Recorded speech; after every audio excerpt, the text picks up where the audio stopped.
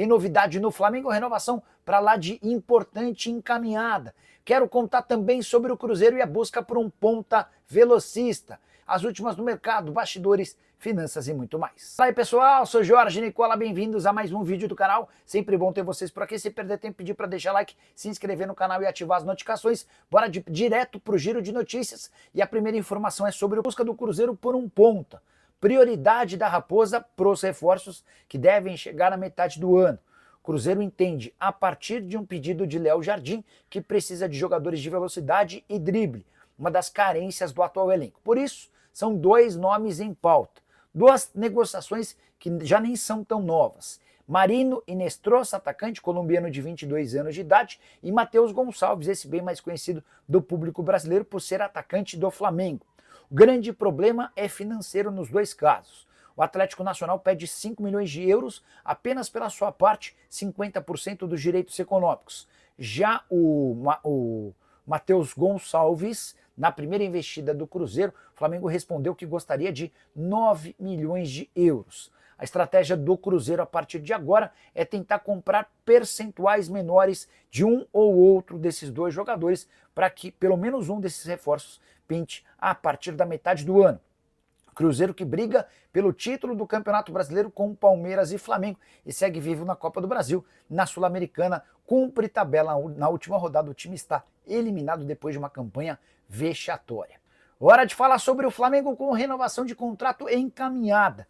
E a julgar pelas palavras recentes de Felipe Luiz, dá para dizer que trata-se de uma notícia super importante. É que o Flamengo acerta os últimos detalhes para anunciar a extensão do vínculo do lateral direito Varela, que já é importante no atual time e vai ganhar ainda mais destaque com a transferência iminente de Wesley para o futebol europeu. O Flamengo aguarda por propostas entre 35 e 40 milhões de euros pelo Wesley. Diante da saída iminente do titular e da dificuldade do Flamengo em buscar um jogador à altura, um dos nomes foi o do Dodô, que está completamente descartado, jogador da Fiorentina. A tendência é que Felipe Luiz invista na condição de Varela como titular absoluto. Varela desperta ótimas impressões no treinador rubro-negro. Até por isso o Flamengo vai priorizar investimento maior em outras posições, como por exemplo no meia atacante. Importante contar que o Varela, jogador da seleção uruguaia, chegou a viver momentos de dificuldade. Na virada do ano ele inclusive imaginou que deixaria o Flamengo. Até que o Felipe Luiz e o José Boto o procuraram para dizer que ele seria peça importante na atual temporada. Hoje o Flamengo coloca o Varela como prioridade também na lista de renovações, à frente, por exemplo, de Arrascaeta, Rossi e até do Pedro, atletas que vão ter seus vínculos renovados e discutidos pelo menos nos próximos dias. Só para completar em relação ao Flamengo, nessa terça-feira, Jorginho, futuro reforço rubro-negro, anunciou ou divulgou um vídeo se despedindo do Arsenal, com quem tinha contrato até o meio do ano. O Jean Sampaio, boa noite, Zapelli no Mengão, vocês nem sabem. O Jean, eu cheguei a perguntar pro empresário dele, o empresário não botou muita fé nessa história. Não é que ele não botou, ele disse que outros jornalistas ligaram para perguntar, mas o que ele não está botando muita fé é de que o clube libere, né? O Atlético Paranaense já recusou propostas boas do exterior, causando até surpresa, porque ele não vem sendo tão utilizado como gostaria, né? Deixa eu pegar mais participações de vocês por aqui. Neymar na seleção brasileira é uma piada, jogador pipoqueiro, sou Flamengo sempre, não quero Neymar no Flamengo, ele iria poluir o ambiente, foi oferecido 2 vezes ao Flamengo, em janeiro e agora mais recentemente, tá? Marcos Paulo, boa noite, Nicola, te admiro, obrigado. Tenho a impressão de que esse Brasileirão tem média de gols e público menores que outros anos. Procede? Sucesso para você. Marcos, esse Brasileirão tem 2 características bem destacadas. A primeira delas, campeonato em que os visitantes ganham super pouco. Eram 13 até o início dessa rodada contra 25 no mesmo período do Campeonato Brasileiro do ano passado. Outra marca, pênaltis perdidos, tá? O LED até trouxe esse número, deixa eu pegar aqui nas minhas anotações. Dos 24 pênaltis marcados, 9 não entraram, já incluindo o pênalti desperdiçado. Mas depois teve o pênalti a favor do Flamengo. Então, dos 25, 9 não entraram, né? Bastante pênalti desperdiçado, bastante pênalti perdido. Estou incluindo o pênalti que o Piquerez não conseguiu converter. Vou dar uma rápida olhada aqui, no Campeonato Brasileiro desse ano, para a gente ver, você fala em gols e público, né? Deixa eu dar uma conferida. Comparativo. Não, tem que ser em estatísticas, beleza. Ó, estatísticas.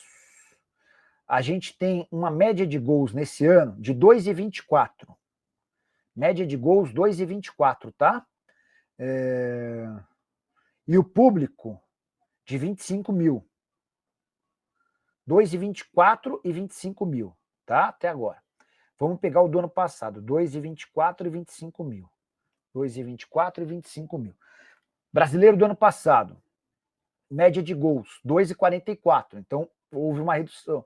Houve uma redução. Média de público, 25 mil nesse ano, 25.774 no ano passado. Uma queda pequena na média de público. Acho até que, com o passar do campeonato, a tendência é que a gente tenha estádios mais cheios, mas você está certo nas suas duas impressões, tá bom? Leonardo Prieto. Nicola, quem volta melhor? Quem vai disputar o Mundial ou quem vai ficar treinando e descansando? Boa pergunta. E ele está perguntando se o Jair foi oferecido ao São Paulo. O empresário dele garante que o Vasco tem oferecido o Jair para vários clubes, mesmo contra a vontade do atleta. Mas que a ideia do Jair é sair do Vasco para jogar no exterior. Ele fala de Oriente Médio e de Japão e Major League Soccer.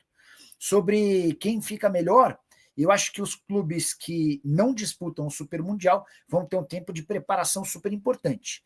Se eles tiverem bom técnico e puderem fazer uma recuperação física, eu imagino que eles voltam melhor do que os clubes que foram disputar o Super Mundial. O Paulo Maciel, boa noite. Tem algum reforço para o Flamengo? Paulo, o Felipe Luiz tem deixado bem claro que o Flamengo vai contratar jogadores, no plural. Jorginho está fechado, chega nos próximos dias, ele vai só se casar primeiro e deve se apresentar lá pelo dia 4.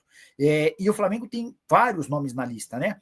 Entre os nomes pro meio campo, eles gostariam muito do Andrés Pereira e do Ezequiel Barco. Mas o próprio Flamengo já admitiu, não de forma pública, né, mas para as pessoas mais próximas do Boto, que essas negociações dificilmente vão acontecer por conta da questão financeira. São dois jogadores que custariam pelo menos 20 milhões de euros.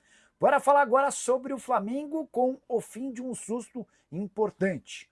O rubro-negro ficou bastante preocupado com a contusão do Gerson no gramado sintético do Palmeiras, na vitória por 2-0 nesse domingo. Lesão no joelho é sempre algo que causa aflição, certo? Pois bem, o atleta passou por exames e não constatou-se a necessidade de cirurgia, muito menos de ruptura de ligamento ou algo do gênero. Gerson apresenta apenas uma inflamação no joelho esquerdo e vai tratar de forma fisioterápica. Não dá para imaginar que ele vai ter condição de enfrentar, por exemplo, o Deportivo Táchira no meio de semana. Presença contra o Fortaleza no final de semana também segue em dúvida. Mas o torcedor do Flamengo pode respirar aliviado, porque a presença do Gerson na convocação da seleção indica que a partir da semana que vem ele já vai estar à disposição. A apresentação dos jogadores chamados por Carlo Ancelotti está marcada para o dia 2 de junho. Importante lembrar também que o Gerson é peça fundamental do rubro-negro para a disputa do Super Mundial de Clubes, que acontece já a partir do mês de junho. Isaías, Nicola, a mídia paulista cravou que o Palmeiras iria massacrar o Flamengo. São todos contra o Mengão. É verdade? É a verdade. Eu não consigo falar de mídia paulista, Isaías, nem mídia carioca. Por exemplo, eu imaginava um empate. Acho que era um jogo para 0-0, para 1-1. Foi inclusive isso que eu apostei no bolão. E também na Betano, né? Acontece que eu errei porque o Flamengo venceu e venceu bem, especialmente por conta de um ótimo segundo tempo. Isso aí, então, nação rubro-negra, ficamos por aqui com o vídeo de hoje com as informações do Flamengo para você. Espero que tenha gostado do vídeo. Se gostou, deixa aquele like, se inscreve no canal e ativa o sininho de notificações para não perder nenhum conteúdo aqui do canal Flamengo News, o canal que te atualiza tudo do Mengão. Forte abraço a todos e até o próximo vídeo, e acompanhar aí o Mengão se classificando hoje na Libertadores. Vamos com fé e com força e raça para cima aí do Deportivo Táchira para o Flamengo fazer um bom jogo dentro do Maracanã lotado. Valeu!